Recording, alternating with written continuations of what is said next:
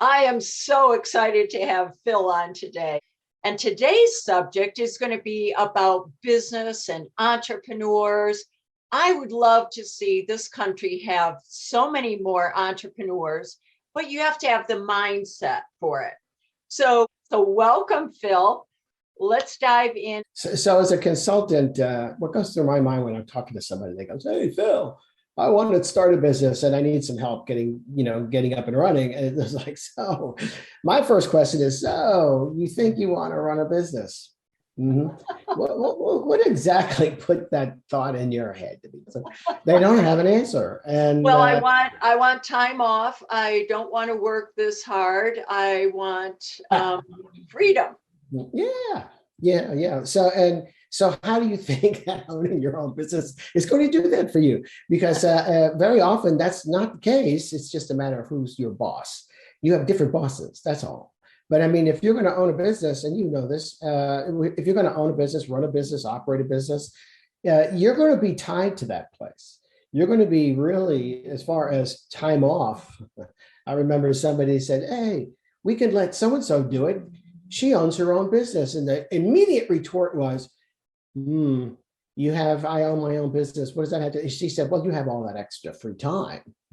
And she goes, "You mean all that time I spend in my business for free? Is that what you mean by free time?" Look, if I'm making the same money that I was, but I can make the decisions about what I do, when I do it, and how, then I'm okay with that because that's a benefit. So it's like money isn't the only thing. It brings us back to a very, very important point is, let's say that you believe that entrepreneurial adventure is kind of where you want your life to lead you. And you think, okay, I want to be an entrepreneur. I want to be a business owner, an operator. We're talking about people that want to do it. And so they go into something that they want to do. There are people that will go into business and they go, "Well, I mean, I'm not that, but I can do it. I know I can do it. And I know I can make money at it. And I know I can do it well. And then I can use what I make and my freedom to decide. I can then use that for my real passion, which is playing the guitar or hiking the Appalachian Trail or whatever it is." So that might be where their real passion is. And this is kind of the utilitarian nature of owning a business, which is a very important thing. So you want to be able to really understand that there are benefits and there are costs to being in business, and understanding what it is you're trying to accomplish. Why? That's a very big but small question. Why? Why do you want to run a business or have a business? There's the difference between a reason and a purpose. You can say that your reason for opening a business are the things that you've already mentioned, some freedom, some additional income, some whatever it is, all those things. That's the reason. But why that one? Why that specific reason? I mean, that specific business. You could say, "I want to be in business." Okay, well, you can do a lot of things. You can go to a franchise fair, so to speak, and you go and you see like 16,000 different businesses you could possibly own. But you look at, you go, I cannot imagine my doing that. No, not in this life. So you look at that and you say, okay, the purpose for this particular business. Let's say that in my looking at when I decided to become a professional speaker, for example, I was asked that question. I was actually, I just gave a talk, or whatever you want to call it, a presentation.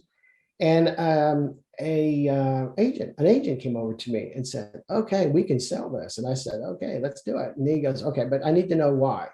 And I said, "What?" And he said, "What's your purpose here? What's the underlying hook for what you do?" And I didn't have an answer. And I found myself kind of dumbfounded by the fact that I didn't have an answer for that.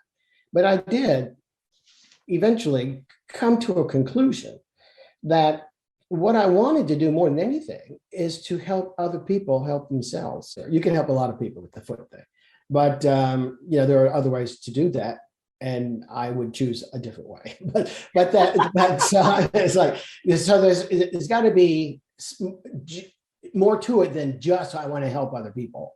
You see, you have to be very careful not to be too delusional. And also, there are lots of really fundamental utilitarian reasons for owning a business. You mentioned them. One of them might be, I want to make more money.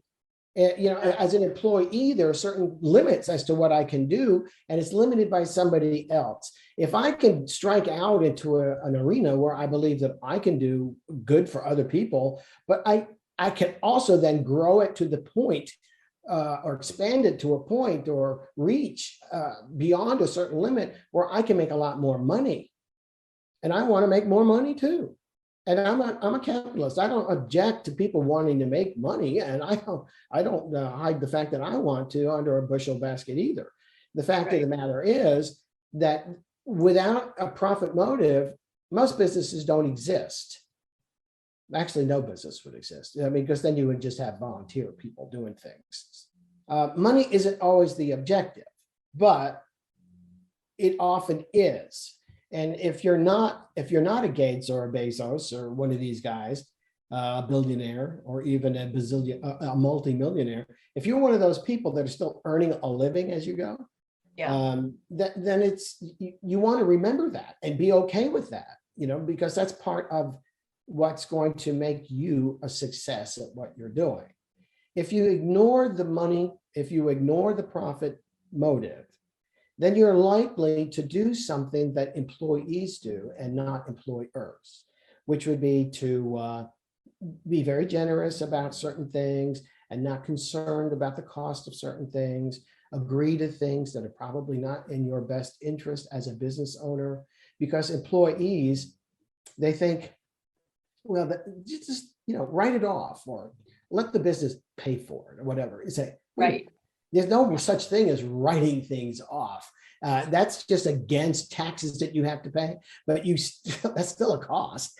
And as far as letting the business pay for it, I am that business. So it's like letting my left pocket pay for it instead of my right pocket. But yeah. So that's a hard concept for a lot of people to understand how that works. Yeah, and this conversion, see, like well, I grew up in an entrepreneurial environment too, because I was forced to start working at 9. And I was out there. I had 3 businesses by the time I was 12. So I mean, for me, necessity is the mother of invention. For me, that's just kind of the way that was. But there are other people that I've known that have, they went through school and they went into a workplace and they got to be like 42 and they got to a place where it's like, I know more about what I'm doing than my manager does, and yet my manager is telling me how and what to do. And I could do this without him or her, meaning that I could possibly even do this without them. And so I wanted to go into business for myself and say, okay. So when you make that leap, one of the things is that we just talked about is that you have to make the entrepreneurial leap too. The mindset going from employee with this huge company that can absorb all kinds of expenses that you don't even think about. Right. It's like, yeah, so I'll just take this home. Or yeah, so I broke it. Oh, gee, you need to fix my desk or whatever it is. It's like, okay, in your store, in your business, if you got to fix the desk, that's your expense. That comes off of what you take home, bottom line money. Right. And you go, so that whole concept of decision-making and everything, that comes from the purpose. You see, the thing is that if you really understand what your mission is, which is the purpose that we've been talking about now, right? To understand what it is, that you are now an employer, not an employee. Even if you're employing yourself, you're still the employer. And so things that you normally take for granted in one mindset has to be seen and thought through and somehow dealt with a different mindset. And it's difficult to make that leap sometimes. Once you do understand what we've been talking about, making that entrepreneurial leap, so to speak, in your mindset, and you've focused in on why you want to do this, that brings us to then, well, what will you do? What is the business that you're going to wind up being in?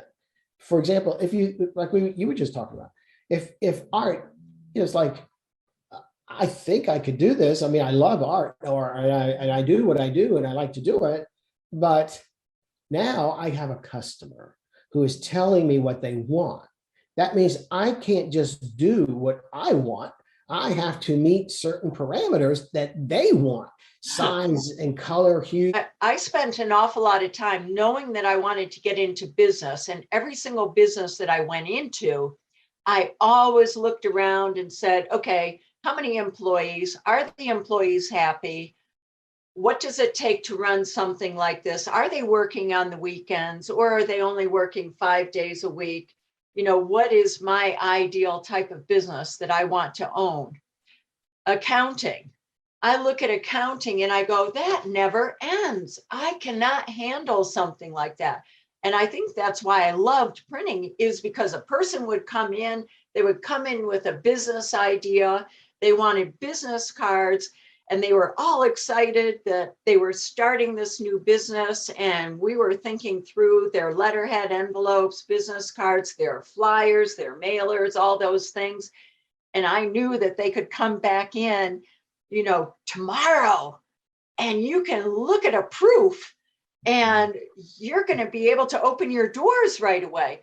And watching the different people take their ideas and watch them either examine their business card and him and haw about that gave me an idea about if they really understood the background of running a business and where their focus was. Did they want this turned around quickly so that they could open the doors and get out there and do the networking, everything that it takes? You know, that was kind of where my mind was. And that's why I was so excited about printing, as I mentioned, because I saw instant gratification to the customer. Okay, so that was one of your purposes. That was something that was motivating you to move forward. Right. And then, but you do, as you've just mentioned, you do have to face the nuts and bolts of making it sustainable, which is the accounting stuff. Right. And it's like, now the nature of your business is going to define exactly what part you play in it. So when you think in terms of what business do I want to be in, you also think as part of that is what are the structural necessities for making that happen and sustainable over a period of time. Now, am I going to be, like you said, you know, you don't have to be everything. Well, if you're a one-man thing, I mean, if you're a one-person business, then you are everything. Are you going to be a one-man show? Are you going to be, you know, a 5-person entity? Or you're going to be a 100-person entity? Are you making things that requires a lot of equipment? If you're in a service business or a small business that's, you know, basically taking what other people make and then selling it, you don't really have anything to sell. So at this point, it's like, it's me or nothing. And so you have to really be concerned about the underpinnings of it and your understanding of what it is it's going to take. It can be daunting. So that gets back to the why. So let's wrap this one up and complete with getting people to think about, why do I want to get into my own business? I was actually in my psychology office. I had a physician. He looked at me and he said, I really admire you. And I said, why is that? And he said, because you're your own person. He said, you come and go and choose who you're going to deal with and who you don't deal with. And I can't do that. I have to, if a person walks through my doors, that's it. I deal with it. And if I don't like them, it doesn't matter. I have to look like I like them and take care of them anyway. And I can't really take time off. I can't really do X. I really can't do Y. I've got 2 houses. I got 3 cars. I've got all kinds of this, and I can't enjoy any of it because I'm working 75 hours a week and I can't not. And I didn't really think too much about that. But he said, but I would love, because what he was trapped by the clutch of his own entity. taking a look at some of the things that we talked about, the purpose for why you want to do this and why you choose to do whatever it is you wind up doing, the nature of the business, understanding, again, like we talked about, the idea of all those things that make a business actually work. And are you the one person that's going to do it all? Are you going to have a division of labor? How are you going to support 3 people or 10 people or however many there will be? And then we haven't even started talking about, and this is for a different time, but where's the money coming from? Because you have to capitalize these things in some way. You're going to be out there. It's going to take you a while to get up and running, and you're going to have to live on something. So to sum up what we've been talking about, the number one thing is, if you're going to make the entrepreneurial leap, what you want to do among of all the things you could do, the number one thing is to clearly understand what exactly that entails, why you're doing it, and then finding a reason to commit to it. Would you agree? Excellent. Yes, I do. Thank you, Phil. You're really good at summing it up. I like that. Well, if you want any more summations of that nature, it's phildagostino.net. Go there and drop me a line, and I'd be happy to talk about it to anybody that's listening. I love it. Excellent. Thank you so much, Phil. Okay, bye. Bye.